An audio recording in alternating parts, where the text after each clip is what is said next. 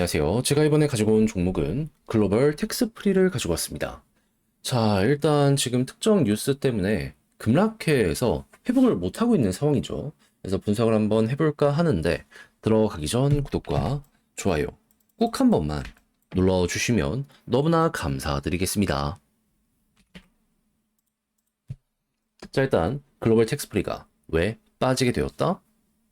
지금 이재명 정부에서 증세하고 있잖아요. 근데 세금 혜택을 줬던 외국인 성형 부가세 완급 이거 없어도 되지 않나 해서 특례 종료했다라는 소식, 요것 때문에 수혜를 받고 있었던 글로벌 텍스프리 쭉 빠지게 되었다, 이렇게 생각을 하시면 될 것 같습니다. 그러니까 이게 어떤 구조였는지를 좀 말씀드리면,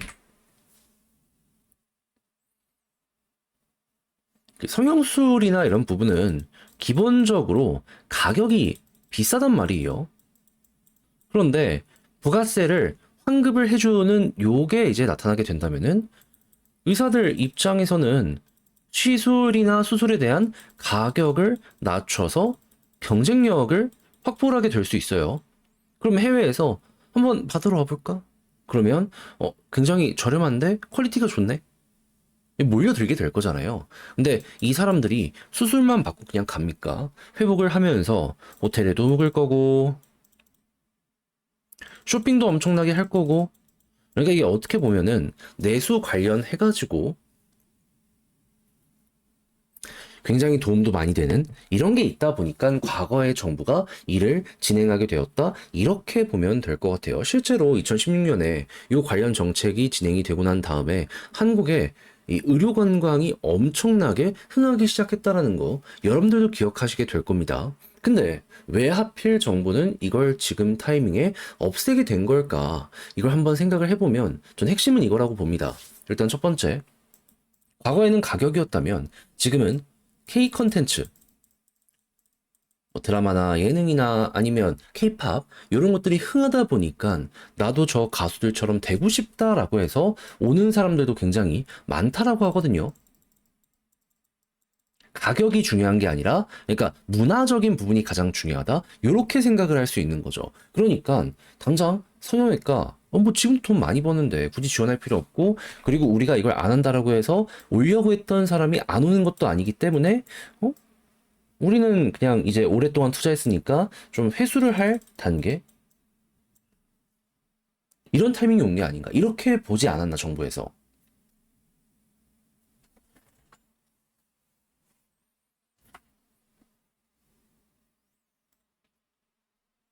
그리고 경쟁이 심화되면은 어차피 지금 우리나라의 성형 가격이 해외보다는 저렴한 상황이라고 하거든요. 약간 올라가도 해외보다 저렴한 게 유지가 되면은 그러면 올 사람은 계속 오지 않나. 요것도 좀 선택을 하게 만든 요인 중에 하나가 되지 않았을까 싶어요. 그럼 실제로 이러한 게 끝나고 나서도 외국인이 이 의료 관광을 굉장히 많이 오는 모습이 보이게 된다면 면세점 업계 같은 경우에는 어차피 쇼핑하는 게 줄어들진 않을 테니까 걱정할 게 없겠구나, 이렇게 생각을 하면서 여기에 대해선 과한 우려였네? 넘어갈 수 있겠죠. 그런데 이제 문제는 이거죠. 만약에 가격 컨트롤이 안 되면 막 올라가. 해서 해외랑 비교했을 때 경쟁력이 안 나온다. 그럼 K컬처가 어느 정도 있다라고 하더라도 가격이 너무 비싸면 이게 오려고 하다가도 안 오는 사람들이 생기게 될 거잖아요. 그럼 이제 그 순간부터는 야, 이거 좀 문제가 다시 많이 생기겠는데?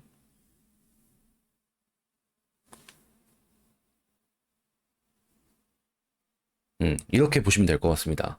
다만 그게 아니라면은 이건 과한 우려에서 끝난다. 다시 한번 이렇게 볼 수 있을 것 같습니다.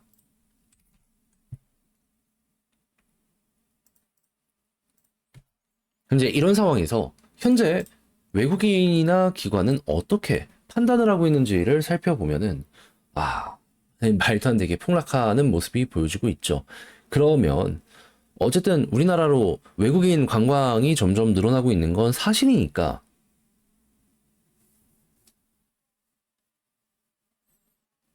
이들에서 다시금 수급이 들어오기 시작하게 된다면 그때가 곧 바닥일 가능성이 있겠구나 생각을 하며 많이 떨어진 만큼 한 번 정도는 머리 들리는 꿈틀 이걸 노려봐도 괜찮을 것 같습니다.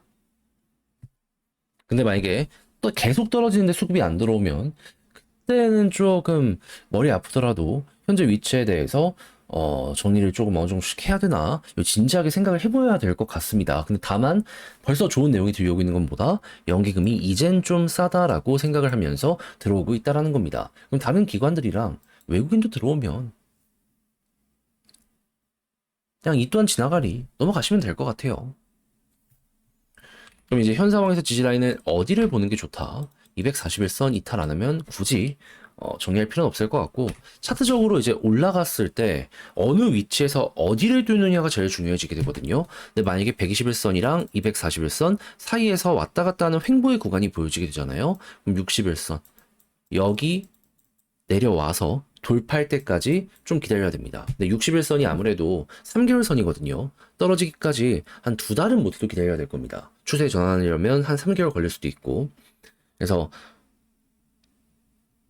조금 길어지는 게 싫다라고 한다면 네, 이건 어쩔 수 없지만 난 버틸 수 있다라고 하면은 요거 한번 보시면 되고요. 만약에 빠르게 반등해서 120일과 60일선 사이에서 이렇게 움직인다면 그때는 21선 여기를 돌파하면 그리고 자리를 잡게 된다면 그때 추세 전환이 좀 더 빠르게 만들어지게 될 수 있다 이렇게 생각을 하시면 될 것 같습니다. 근데 상승의 여파는 보통 큰 거를 뚫었을 때 많이 옵니다. 그럼 60일짜리가 어떻게 보면 기간은 오래 걸려도 올라갔을 때 야 이거 생각 이상의 퍼포먼스가 나오게 될 수도 있겠네 요렇게 우리한테 이미지를 줄 수가 있겠죠. 예시로 볼 수 있는 건 뭐다?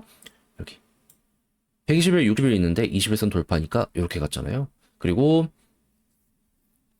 여기랑도 되게 비슷한 패턴이 나오게 되었고 하는데 완전히 아래에서 이렇게 끌려가다 보니까 이때는 뭘 돌파했었어야 됐다? 61선.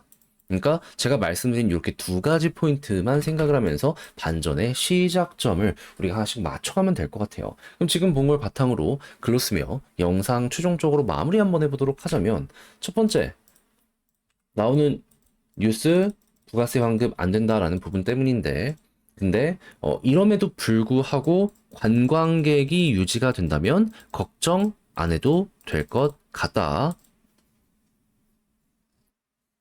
하지만 관광객 숫자가 준다라는 이야기가 들려오게 된다면 그때는 다시 한번 생각을 해봐야 될 것 같습니다. 그리고 이런 상황에서 수급적으로 연기금 들어오고 있어서 외국인이나 다른 기관들도 다시 한번 들어오게 된다면 곧 머리 들리는 거 생각해도 되고요. 지지라인은 241선 여기를 일단 보되 빠르게 121선 돌파하게 된다면은 그럼 121선은 21선 돌파했을 때 한 번 더 추세 전환 생각하시면 되고요. 241에서 계속해서 횡보하는 모습이 보여지게 된다면 60일 돌파까지 기다렸다가 이 둘 중에 하나라도 성공적인 모습이 보여지게 된다면 과거의 사례처럼 이렇게 퉁퉁 더 올라가는 거 여러분들 연동해서 보면 괜찮을 것 같습니다.